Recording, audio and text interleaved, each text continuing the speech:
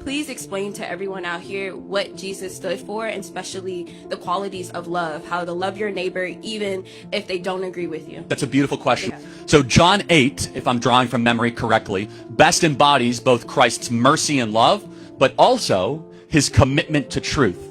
And sometimes in the modern gospel, we overemphasize the grace and we underemphasize the truth. Yeah. And so we are far too willing to say, hey, Jesus loves everybody, but we don't get to the second part of the conversation that says Jesus doesn't want you to live in sin. So this is, in John 8, it's best embodied, right? Almost every Christian in this audience will be able to tell you the first part of this, which is a bunch of Sadducees and Pharisees who are standing around with rocks, and they're about to stone the prostitute woman. And Jesus comes up and says, let the first among you without sin cast the first stone. And everyone starts dropping the rocks. But what comes next shows that Christ is not just grace-focused, he's simultaneously truth-focused. He goes up to the woman who had a career in selling herself for sex and said, sin no more.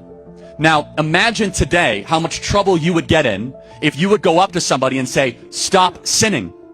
Oh, you're being too judgmental. No, you're actually being Christ-like. So Jesus stood. He was 100% grace and truth. And that tension is very hard in a modern world because we want to overemphasize grace when in reality Christ loves us too much to have us continue to live in sin. He wants us to try to elevate our actions to glorify God in all that we do.